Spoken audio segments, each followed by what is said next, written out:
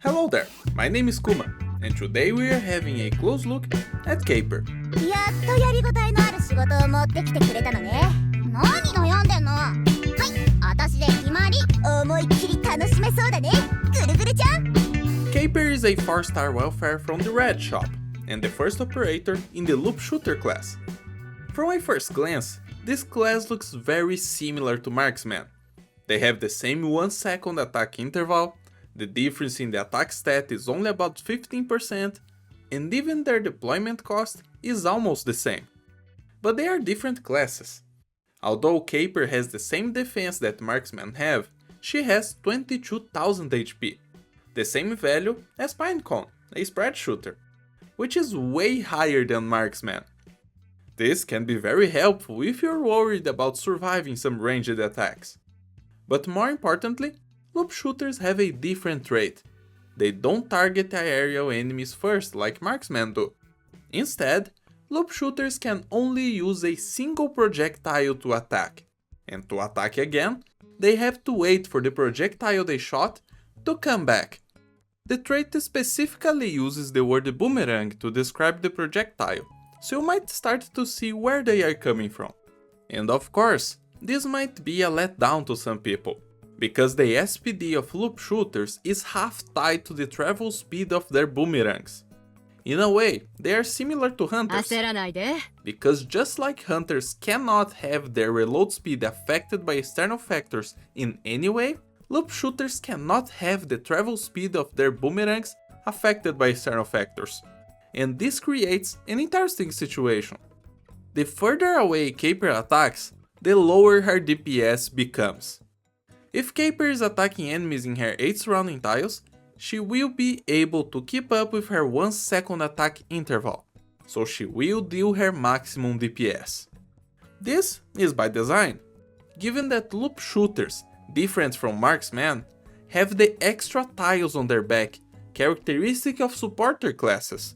But if enemies are 2 or 3 tiles away, and Caper has to use the normal part of her ranged for sniper standards, the time it takes for the boomerang to come back is higher than 1 second.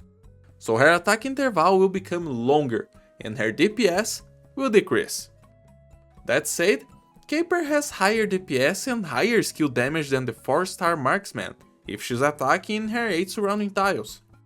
As you can see in this spreadsheet, only Jessica gets really close with her DPS of her S1, and that's because she has a bunch of extra SPD from her talent and module, and their S1 is the exact same.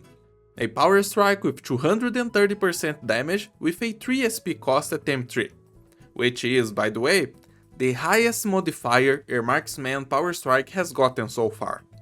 Caper only keeps up with Jessica and her ASPD on their S1 because Caper has the higher base attack stat. And you need to realize that Caper doesn't have a module yet, and I consider the modules for this comparison. This bunny is very strong. Also, just in case you care about it, the numbers here are calculated considering a single ground enemy. That's why Vermelho and Meteor are so low on their S2. But back to Caper. The upper hand she has in damage is not high enough for her to go around killing defenders. This class does not have the high attack stat and modifiers that spread shooters, besiegers, hunters and heavy shooters have, allowing them to kill mid-lane defense enemies without much trouble. No, Caper will basically do a better job at killing whatever Jessica or Mei could kill before, except for drones, because she doesn't have the special targeting. That means she will keep up with waves of small enemies fairly well. Of course, to a limit. After all, she might be wielding a chakram, but she's not an AoE operator like Jaeyoon or Shirayuki. Of course, the story changes if you give her some buffs, then she will be able to reach much higher damage thresholds, because, as we all know, operators with high ASPD take buffs very well. Just remember Exia or Tachanka if you need some examples. Any kind of attack increase will take Caper to a whole new level, even if just a simple bard buff. But she pairs quite nicely with Warfarin, given that her skill duration is very close to the duration of Warfarin's buff, even if the cooldown will be much higher for Warfarin. And that's because, just like her S1, Caper S2 is an offensive recovery skill, taking only 25 hits to charge. But when the buff is up, she will have that extra projectile, basically doubling the effectiveness of the buff. On top of that, Caper has something else going on for her that increases her DPS even further, and that is her talent. Caper has a 25% chance to deal 160% of the damage she was supposed to do. And as Arknights players, we all recognize this talent, because this is Crew's talent,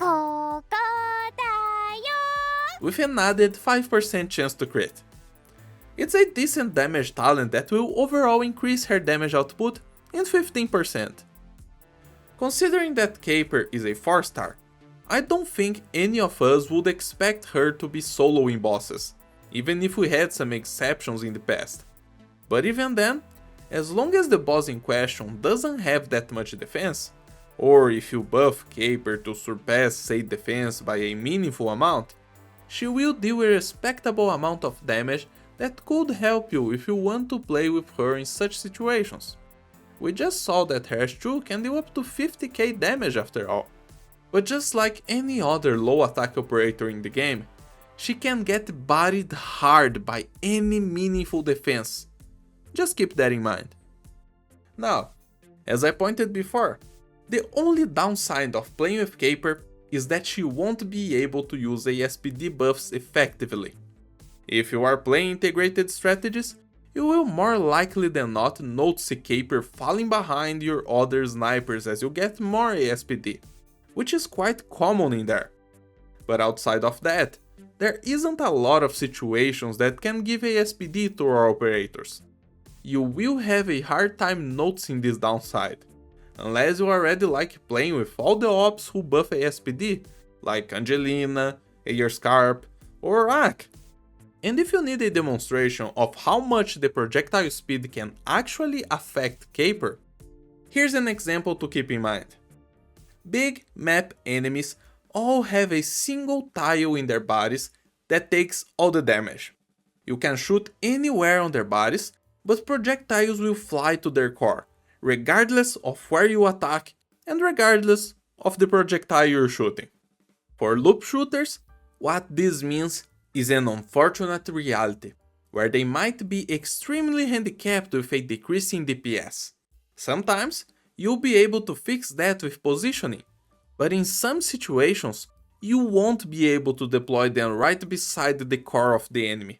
In this case, you can either accept your reality and play with someone else, or face it with a smug on your face and laugh at the game trying to stop you. It's your choice, as painful as it might be. By the way, can we talk a little bit about how smug Caper looks?